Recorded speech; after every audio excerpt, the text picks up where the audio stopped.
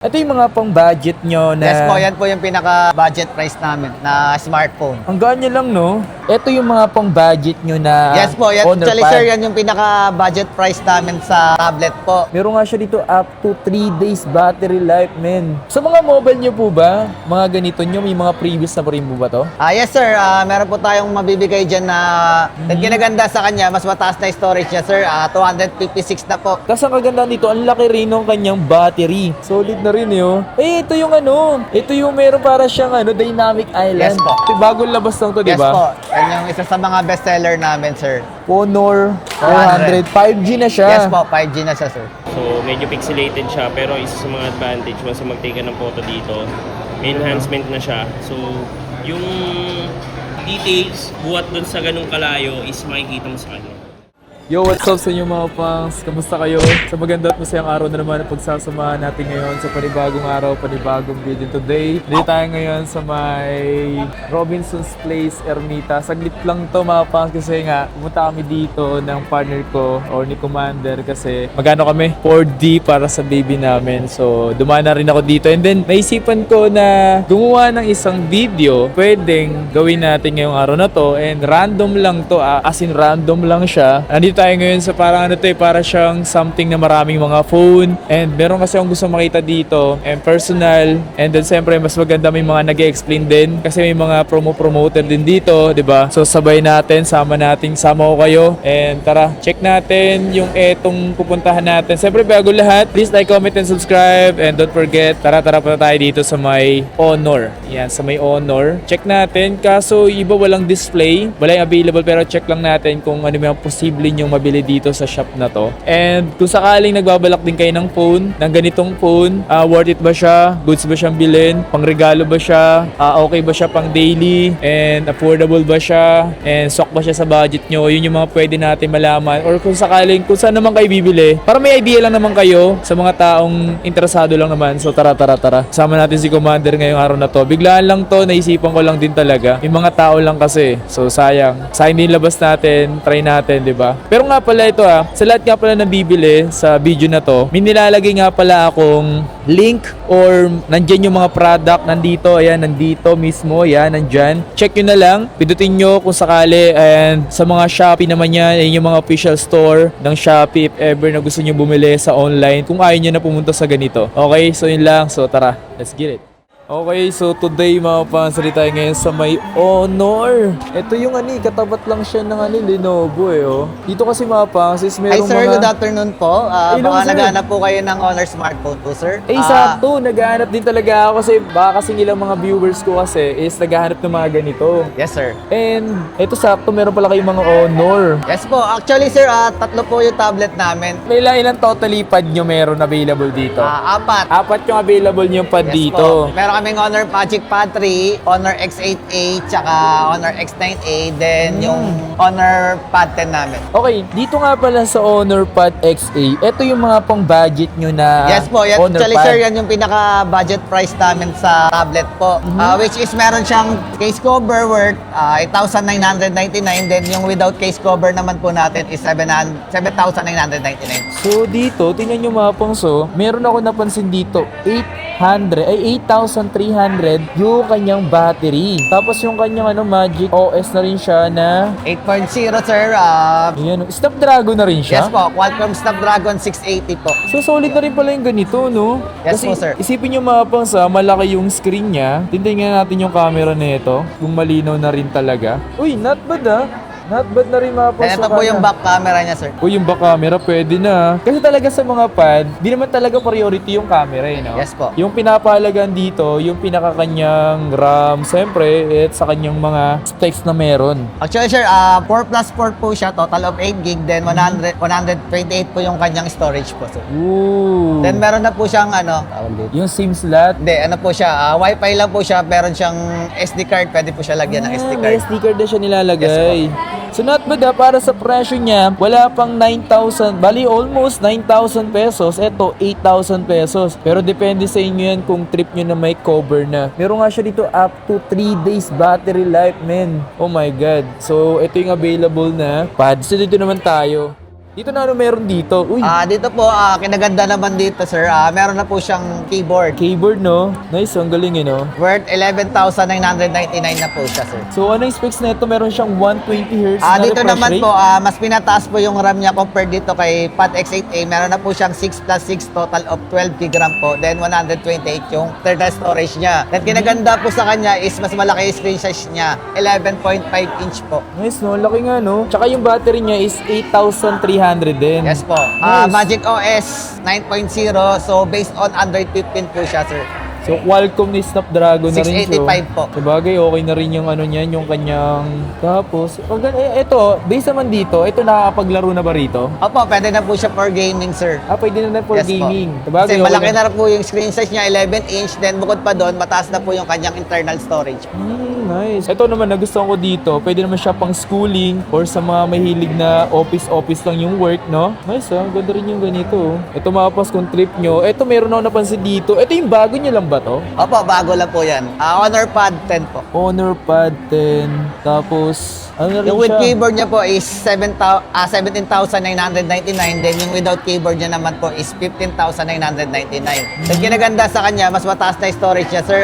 256 na po. Tsaka yung napansin ko yung mga pangsa, yung kanyang, yung frame niya is parang ang ganda na rin ng frame nito Kahit dito, maganda na rin yung frame niya. Goods na rin, tsaka ang laki ng ang laki. Tapos ang kaganda dito, ang laki rin ng kanyang battery. Almost, 10,100 mAh po yung battery niya, sir. Hey. Then 8 plus 8 po yung ano niya, yung RAM niya. So total of 16 GB RAM po siya. Angas din pala talaga nito, no? Kasi dati, hindi talaga ako masyado wala akong idea sa mga Honor Pad. At least mga merong Honor Pad nila ngayon, mga magaganda na rin talaga. Ito, malaki na rin to. Bad na rin sa kanyang camera, mga pangs. Hindi naman talaga siya totally priority sa camera kasi ginagamit lang din naman niya kung sakaling meron kang kausap, no? Sa online. Pero yung presyo niya, ito mga pangs, And then, Snapdragon 7 Gen 3. Not bad, pumapalag na rin talaga. Pumapalag na rin to for gaming, no? Yes po, sir. Maganda rin po kung gaming. Doon sa lahat, to, pang office, pang schooling, yan, pwede yung ganito. O nga pala, hindi ko pala nalaman yung pangalan mo.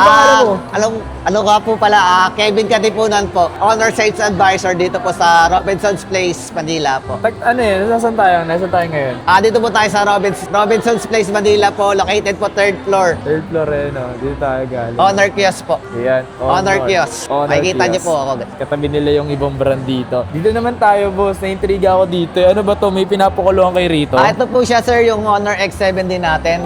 Honor X7D. Ito yung nilulublog? Opo, nakikita mo po dito, yan po yun. Ito siya. Yan, nilulublob siya. Pero disclaimer lang mga pangsa, hindi naman talaga dati lublog. Pero dito tayo sa mga phone nila. Start tayo dito sa Honor X. 6C. Bago lang ba to? Yes po, bago lang po yan.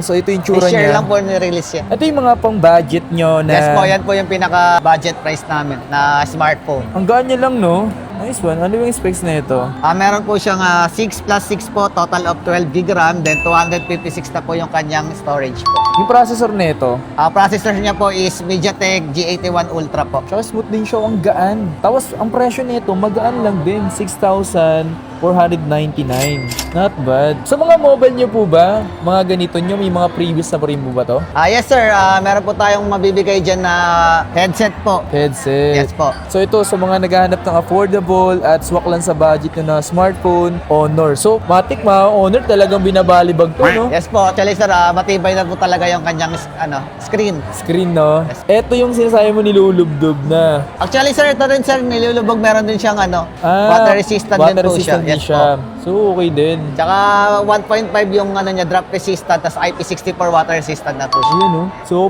kumbaga kahit mabagsak to kahit na paano, nagkamali lang ng bagsak. Yes po. At kahit Hindi na paano, agad-agad basta masisira, sir. Ito maganda rin yung kanya mga paso. Yung mga ganitong Honor.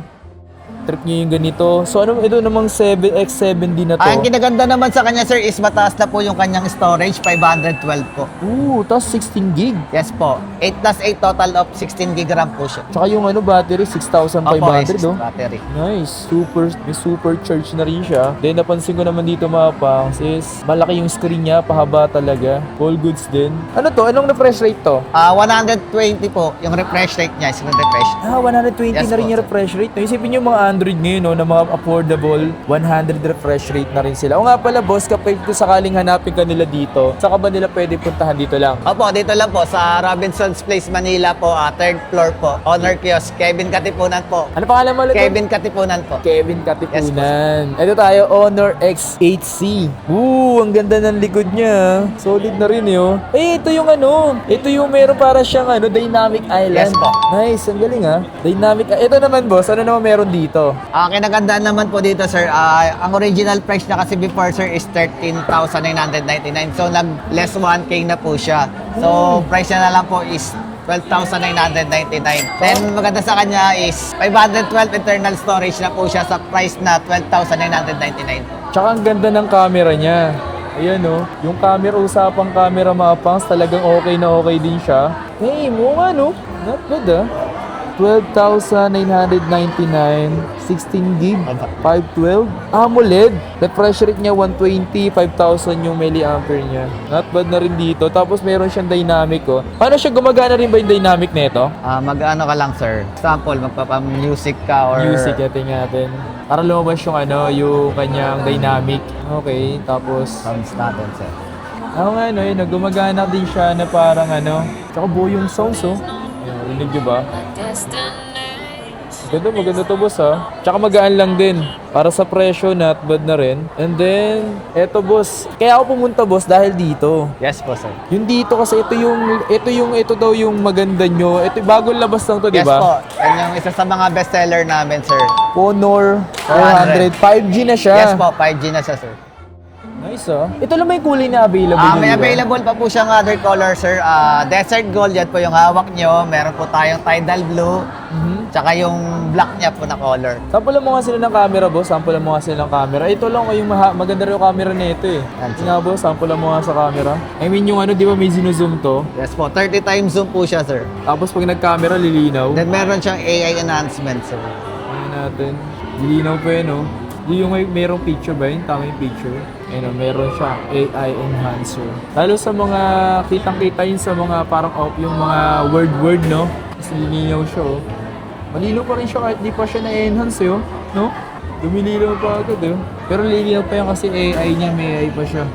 So, ito yung pambato nila. So, 6,000 silicon carbon battery. Uy, ngayon ko lang narinig din, Tapos, meron siyang IP60 na water resistant. Ang presyo niya, 22,000, almost 23. Tapos, 24 gig. Yes po, 12 plus 12 po siya. So, total of 24 gig po yung Grabe, man. So, ito daw yung pambato daw nila ngayon pagdating sa camera nila. Not bad, Ganda rin pala talaga niya. Pero ito yung Pro version niya po. may pagkano siya, no? Mas curve siya ng konti, sir, compared dito kay Honor 400. Ito Then naman. mas mataas yung niya, zooming niya, 50 times zoom, sir. Ito yung talagang flagship niya? Or mid-range niya? Actually, sir, may pinaka-flagship talaga kami. Itong Magic P5, yung pinaka-full na. Oo, nakita ko na nga yung before. So ito naman, para siyang meron siyang kapatulad nung sa ibang mga ibang camera. Pero pagdating sa kanyang sa kanyang appearance, napakaganda nung kanya. Para siyang titanium or alloy. Aluminum frame siya. Tapos yung likod niya, hindi ko anong likod niya? Glass rin po yan, sir. Yung glass. niya, yung likod niya. So ito, mas malaki yung maganda yung camera pa nito, mas pinaganda camera nito. Yes po, mas pinaganda po yung camera niya. Talagang smooth na smooth siya. Ramdam mo talaga yung 120 Hz niya. 120 Hz to, no? Tsaka, Yes po, 120 Hz refresh rate po. Snapdragon. Tsaka meron siyang sir, wireless charging po compared dito kay Honor 400. Meron siyang wireless charging. Tsaka yung kaganda nito is Snapdragon 8 Gen 3. Yes po, mas mataas po yung niya, processor niya compared dito kay Honor 400 na Qualcomm Snapdragon 7 Gen 3. Tsaka ito 6,000 mAh, 100 watts yung word. Pero solid siya. 32,900, almost 33. Yaki time zone. So, medyo pixelated siya, pero isa sa mga advantage once mag-take ka ng photo dito, may enhancement na siya. So, yung details, buhat dun sa ganung kalayo is makikita mo sa kanya. Kaya ngayon, tignan mo yung layo ng mga pang. So, pakita ko sa inyo yung layo. Yan, yung Yaki Mix. Thank you, Honor. Thank you, bossing.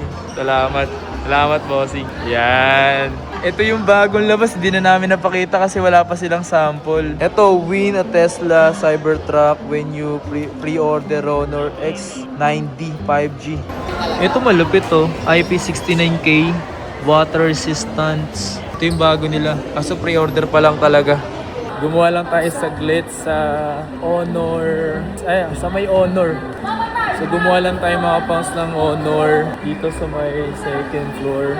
Third floor ba to? Second floor. Parang third floor pala, third floor. So biglaan lang talaga yung paggawa natin mga pangs. Kasi nga pumunta lang talaga kami dito para dito sa aking baby girl. Para dito sa 4D. Then siyempre tiniming ako na lang din. Gumawa na lang din ako konting video. Para sa ganun di rin masayang yung paglalabas ko. Diba? Ganun talaga mga pangs. Ito na yung trabaho natin. Then shoutout nga pala sa nagka-feature sa atin dito sa may Robinson Place, Paura. Ayan.